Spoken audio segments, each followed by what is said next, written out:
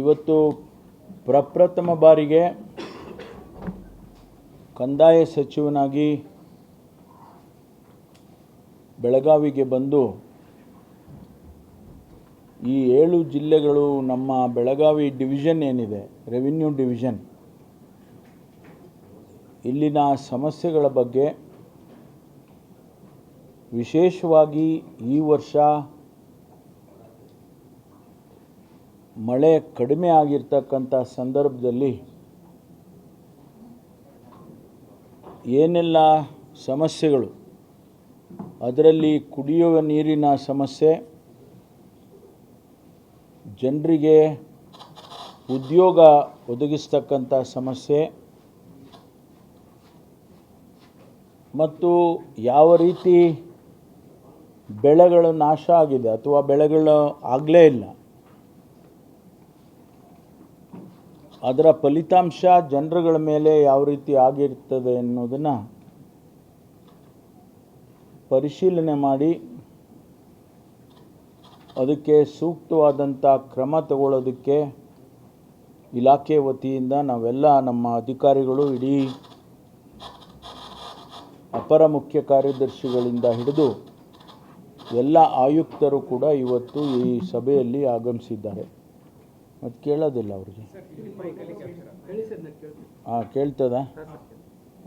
ಅದಕ್ಕಾಗಿ ಇವತ್ತು ಇಡೀ 7 ಜಿಲ್ಲೆಯ ಅಧಿಕಾರಿಗಳನ್ನು, ಜಿಲ್ಲಾಧಿಕಾರಿಗಳು, ಮುಖ್ಯ ಕಾರ್ಯನಿರ್ವಹಣಾಧಿಕಾರಿಗಳು ಮತ್ತು ಅಸಿಸ್ಟೆಂಟ್ ಕಮಿಷನರ್ಸು, ತಹಸೀಲ್ದಾರ್ ಅವ್ರನ್ನ ಕರೆದಿಲ್ಲ. ಯಾಕೆಂದರೆ ಅವರು ಈಗ SIR ಮಾಡ್ತಾ ಇದ್ದಾರೆ, ಅದಕ್ಕಾಗಿ ಅವರಿಗೆ ತೊಂದರೆ ಆಗಬಾರ್ದು ಅಂಥೇಳಿ ಅವ್ರನ್ನ ಕರೆದಿಲ್ಲ.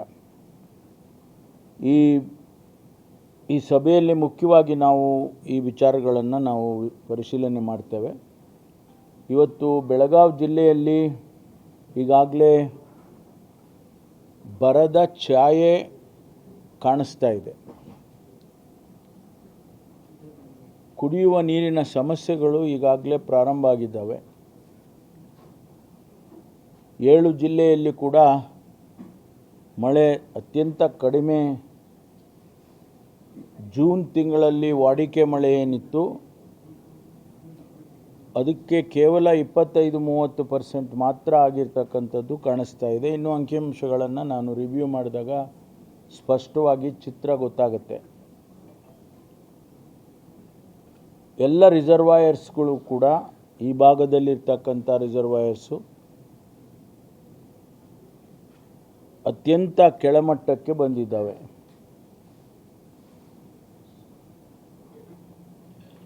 ಬಹುಶಃ ಈಗ ಮುಂದೆ ಬರ್ತಕ್ಕಂಥ ದಿವಸದಲ್ಲಿ ಮಳೆ ಬರದೇ ಹೋದರೆ ಇತಿಹಾಸದಲ್ಲೇ ಯಾವತ್ತೂ ಕೂಡ ಇಂಥ ಪರಿಸ್ಥಿತಿ ಇರಲಿಕ್ಕಿಲ್ಲ.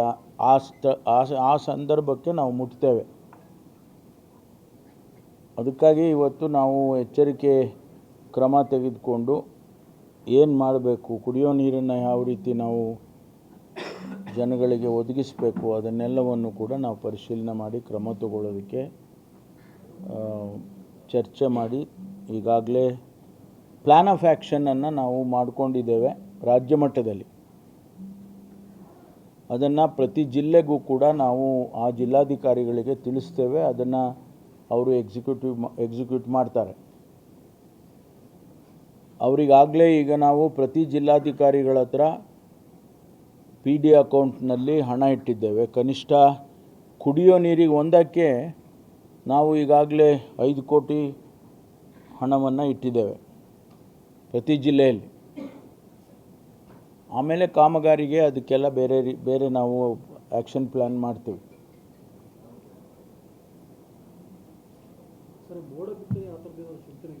ಎರಡನೇದು, ಈಗಾಗಲೇ ಕಂದಾಯ ಇಲಾಖೆಯಲ್ಲಿ ಪೌತಿ ಖಾತೆ ಮಾಡ್ತಕ್ಕಂಥದ್ದು, ಹಕ್ಕುಪತ್ರಗಳನ್ನು ಕೊಡ್ತಕ್ಕಂಥದ್ದು, ಕಂದಾಯ ಗ್ರಾಮಗಳನ್ನು ಡಿಕ್ಲೇರ್ ಮಾಡ್ತಕ್ಕಂಥದ್ದು, ಆಕಾರ ಬಂದ್ ಮಾಡ್ತಕ್ಕಂಥದ್ದು, ಇದೆಲ್ಲವೂ ಪ್ರಕ್ರಿಯೆ ಈಗಾಗಲೇ 3 ವರ್ಷದಿಂದನೂ ನಡೀತಾ ಇದೆ. ಟೆಕ್ನಾಲಜಿಯನ್ನು ಉಪಯೋಗ ಮಾಡಿಕೊಂಡು ಇಲಾಖೆಯಲ್ಲಿ ಭಾಳ ತ್ವರಿತವಾಗಿ ಮಾಡ್ತಾ ಇದ್ದಾರೆ.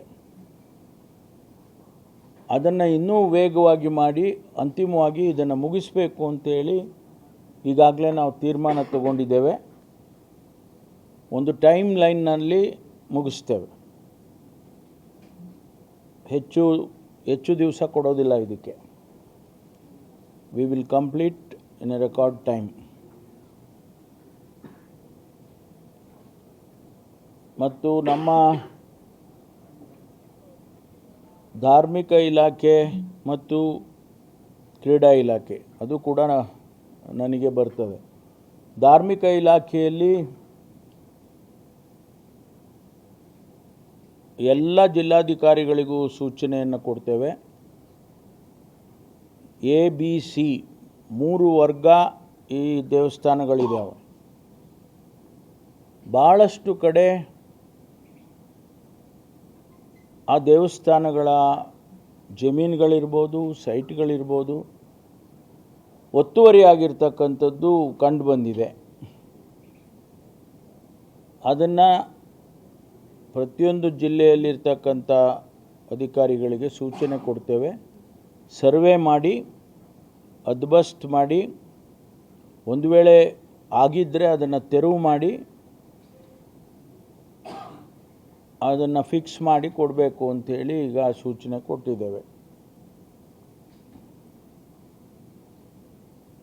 ಮತ್ತು ಯಾವ ದೇವಸ್ಥಾನ ಹೆಚ್ಚು ಜನಸಮುದಾಯ ಹೋಗ್ತಾರೆ ಅದು A ಕ್ಯಾಟಗರಿ.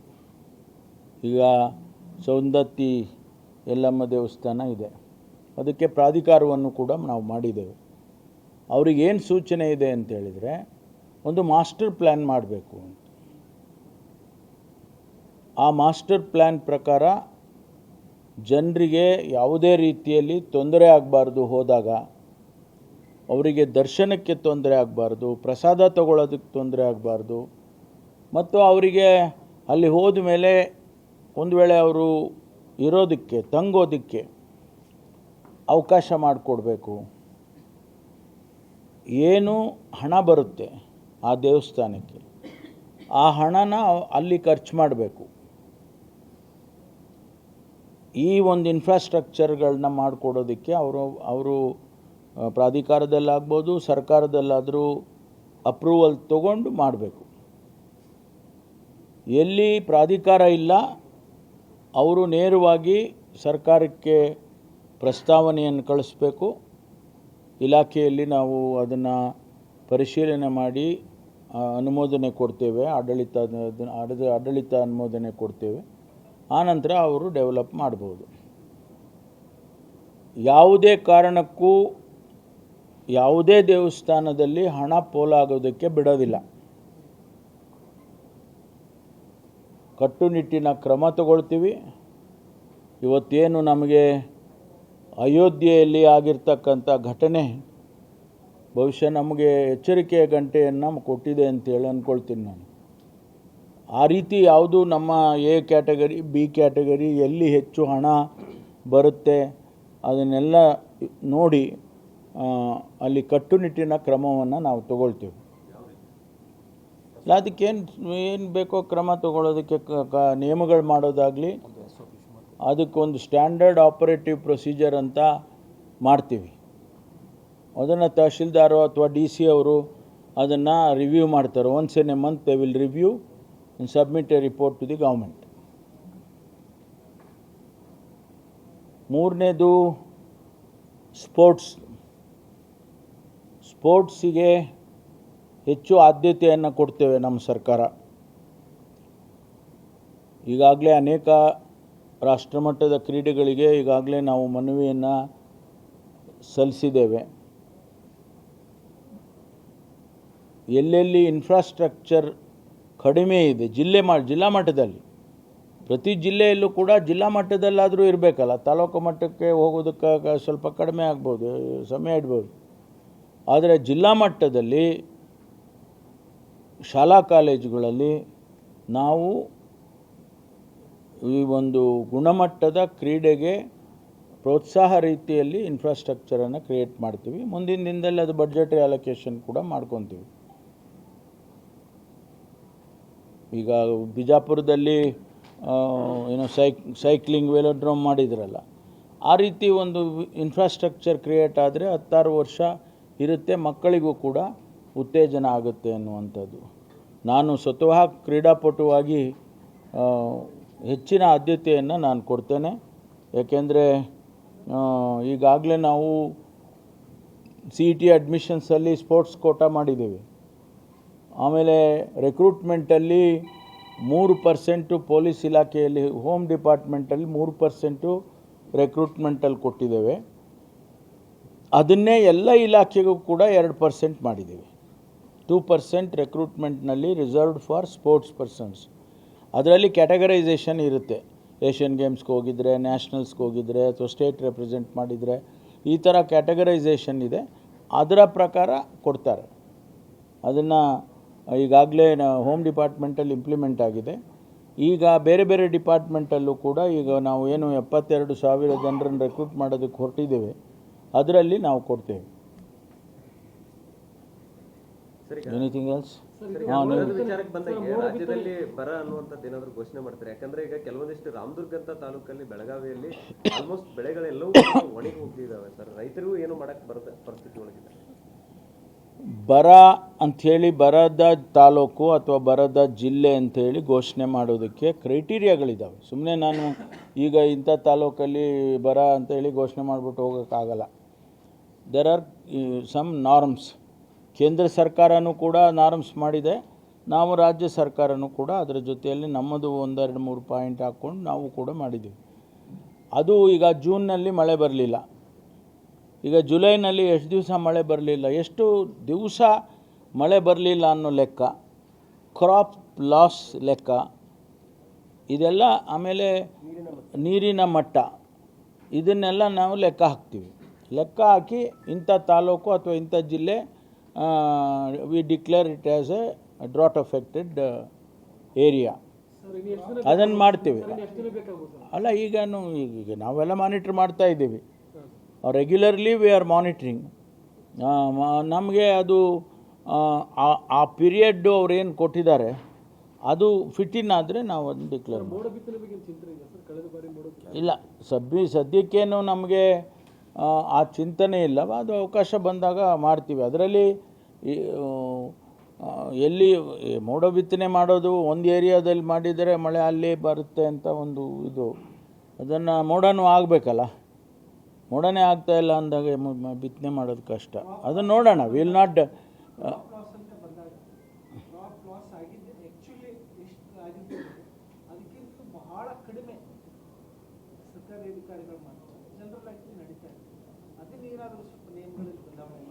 ಅಲ್ಲ, ನೋಡೋಣ. ಎಲ್ಲಿಯಾದರೂ ಕೂಡ ಅಂಥ ಕಂಪ್ಲೇಂಟ್ಸು ನಮಗೆ ಬಂದರೆ, ಅಂದರೆ ಅಧಿಕಾರಿಗಳು ಸರಿಯಾಗಿ ಮಾಡಿಲ್ಲ ಅಂತ ಬಂದರೆ ಅದನ್ನು ಕ್ರಮ ತಗೊಳ್ತೀವಿ. Will review it. ಪ್ರತಿ ವರ್ಷ ಇದು NDRF ರೂಲ್ಸ್ ಬಗ್ಗೆ ಆಕ್ಷೇಪಣೆಗಳು ಬರುತ್ತೆ, ಅದು ಕೇವಲ ಕಡಿಮೆ ಪರಿಹಾರ ಬರುತ್ತೆ ಅಂತ ಅದನ್ನ ರಿವ್ಯೂ ಮಾಡಬೇಕು.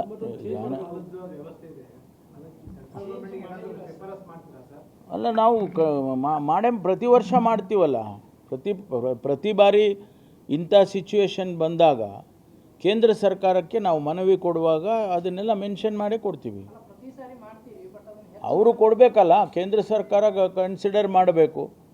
ಒಂದೊಂದು ಸಾರಿ ಅವರು ಗಣನೆಗೆ ತಗೊಳ್ಳೋದಿಲ್ಲ.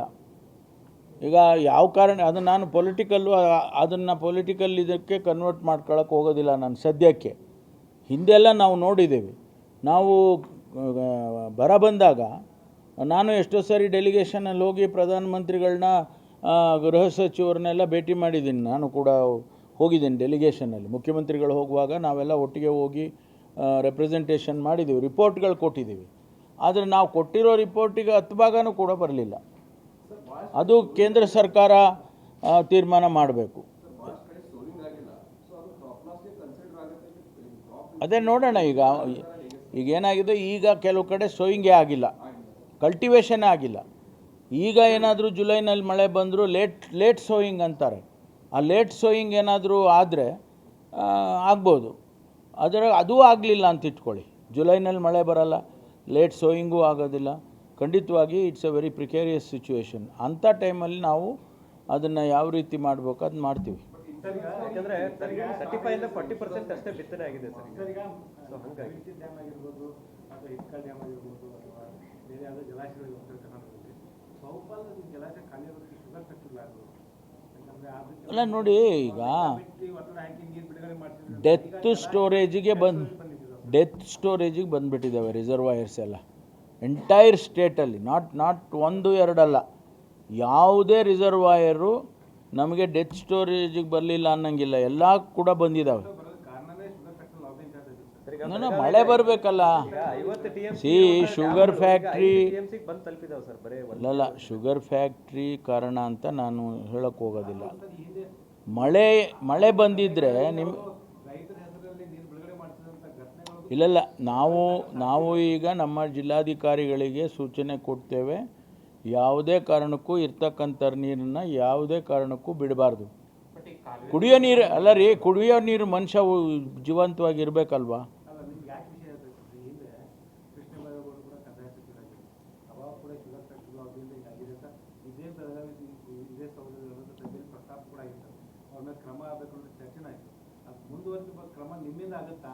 ಅಲ್ಲಲ್ಲ, ಕ್ರಮ ಮಾಡೋದು 2 ನಿಮಿಷ ನಾವು ತೀರ್ಮಾನ ಮಾಡೋದು, ಅದರ ಸಾಧಕ ಬಾಧಕಗಳನ್ನು ನೋಡ್ಕೊಳ್ತೀವಿ. ಹಾಗಾಗಿ ಈಗ ಅವ್ರದ್ದೊಂದು ಲಾಬಿ, ರೈತರದ್ದೊಂದು ಲಾಬಿ, ಈ ರೀತಿ ಇವೆಲ್ಲ ಸಮಸ್ಯೆಗಳು ಉದ್ಭವ ಆಗಬಾರ್ದು. ಅದನ್ನು ನಾವು ಯಾವ ರೀತಿ ಮ್ಯಾನೇಜ್ ಮಾಡಬೇಕು ಮಾಡ್ತೀವಿ.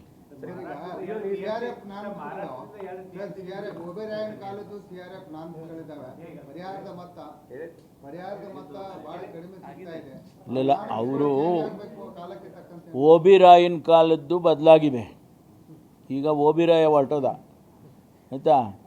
ಈಗ ಕೇಂದ್ರ ಸರ್ಕಾರದಲ್ಲಿ ನಾರ್ಮ್ಸ್ಗಳನ್ನು ಚೇಂಜ್ ಮಾಡಿದ್ದಾರೆ.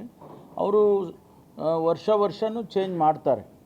ನಾವು ಪ್ರತಿ ವರ್ಷ ಏನು ಸಿಚುವೇಶನ್ ಯಾವ ರೀತಿ ಅದ್ರ ಮೇಲೆ ಅವರು ಗೈಡ್ಲೈನ್ಸನ್ನು ಇಶ್ಯೂ ಮಾಡ್ತಾರೆ. ಆ ಗೈಡ್ಲೈನ್ಸ್ ಆಧಾರದ ಮೇಲೆ ನಾವು ಕ್ರಮ ಮಾಡ್ತೀವಿ. ಸರ್, ನಗರ ಮತ್ತು ಗ್ರಾಮೀಣ ಭಾಗದಲ್ಲಿ ನೀರಿನ ಸಮಸ್ಯೆಗಳು ಬಹಳಷ್ಟು ಆಗ್ತಾ ಇದ್ದಾವೆ ಸರ್ ಇತ್ತೀಚೆಗೆ. ಸೊ ಅದಕ್ಕೆ ಯಾವ ರೀತಿಯಾಗಿ ಪ್ಲಾನ್ ಅಪ್ ಮಾಡ್ಕೊಳ್ತಾರೆ? ಅದೇ ಈಗ ನಾವು ಆ್ಯಕ್ಷನ್ ಪ್ಲ್ಯಾನ್ ಮಾಡಬೇಕು.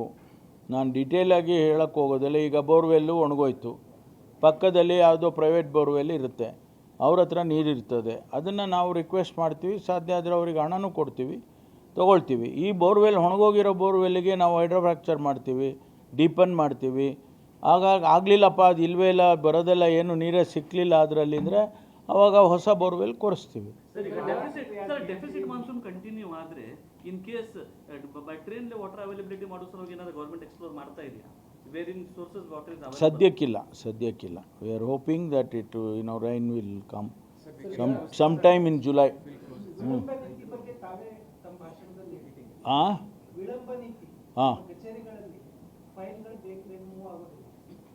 No, it is a general statement. Specific ಆಗಿ ಏನಾದರೂ ಯಾರಾದರೂ ವಿಳಂಬ ಮಾಡಿದರೆ ಆ ಅಧಿಕಾರಿಗಳ ಮೇಲೆ higher authorities will initiate action. Okay. Sir, A grade ದೇವಸ್ಥಾನದಲ್ಲಿ ಗೋಲ್ಡ್ ಸಂಗ್ರಹ ಇದೆಯಲ್ಲ, ಅದನ್ನೇನು ಕ್ವಾಲಿಟಿ ಚೆಕ್ ಮಾಡ್ತೀರಾ ಅಥವಾ ಹೆಂಗೆ? ಕೆಲವು ಕಡೆ ಏನೋ ನಕಲಿ ಗೋಲ್ಡ್ ಇದನ್ನು ಮಾಡ್ತಿದ್ದಾರೆ. ಇಲ್ಲ, ಸದ್ಯಕ್ಕಂತ ಕಂಪ್ಲೇಂಟ್ಸ್ ಯಾವುದು ಬಂದಿಲ್ಲ, ಬಂದಾಗ ನೋಡೋಣಂತೆ. ಓಕೆ, ಆಯಿತು. ನೀವು ಹೊರಡಿ, ಅವರೇನೋ ಬೇರೆ ಕೇಳಬೇಕು. ಹಾಂ, ಆಯಿತು, ಒಂದು ನಿಮಿಷ ತಳೀರಿ. ಅವರು ಅಧಿಕಾರಿಗಳು ಹೋದರೆ ನೀವು ಪೊಲಿಟಿಕಲ್ ಪ್ರಶ್ನೆ ಕೇಳಂಗಿದ್ರೆ ಅದಕ್ಕೆ ಅವ್ರು ಬೇಡ ಅಂತಂದೆ. ಜಲಾಶಯಗಳಿಗೆ ಸರ್, ಬೆಳಗಾವಿಯಲ್ಲಿ 2 ಮತ್ತೆ ಮಲಪ್ರಭಾ, ಈ ಜಲಾಶಯಗಳಿಗೆ ಜಮೀನು ಕೊಟ್ಟವರು 60 ವರ್ಷಗಳಿಂದ ಅವರಿಗೆ ಒಂದು ಕಂದಾಯ ಗ್ರಾಮ ಆಗಿಲ್ಲ ಸರ್. ಅನೇಕ ಗ್ರಾಮಗಳು ಈಗ ಅದಕ್ಕೆ ಅಲ್ವಾ ಈಗ ಫಾಸ್ಟ್ ಫಾರ್ವರ್ಡ್ ಮಾಡ್ತಾ ಇದ್ದೀವಲ್ಲ, ಈಗ ಕಂದಾಯ ಗ್ರಾಮಗಳನ್ನು ಮಾಡೋದು ಅದೆಲ್ಲ ಇವಾಗ ಅದನ್ನೇ ಎಲ್ಲ ಮಾಡ್ತಾ ಇದ್ವಿ. ಇಷ್ಟು ವರ್ಷ ಆಗಿಲ್ಲ ಅಂತಾನೆ ಈಗ ಮಾಡೋದು.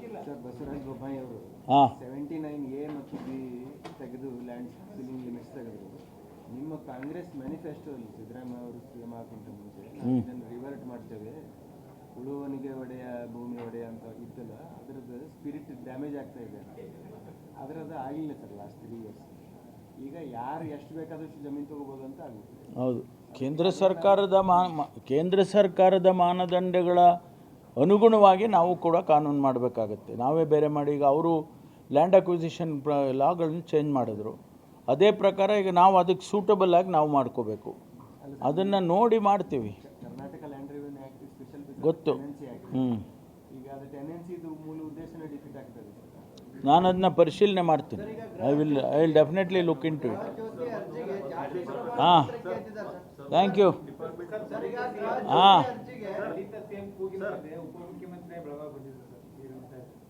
ಅಲ್ಲ, ಉಪಮುಖ್ಯಮಂತ್ರಿಯಾಗೆ ಬಂದಿದ್ದೀನಿ. ಮೊನ್ನೆ ಹೋಮ್ ಮಿನಿಸ್ಟರ್ ಸರ್ ಹಾ. ಉಪಮುಖ್ಯಮಂತ್ರಿಯಾಗಿ ಬಂದಿರಿ, ಮುಂದಿನ ಸರಿ ಬರೋ ಹಾಂ ಅಲ್ಲ, ಈಗ ಹೈಕಮಾಂಡ್ ತೀರ್ಮಾನ ತಗೊಂಡಿದ್ದಾರೆ.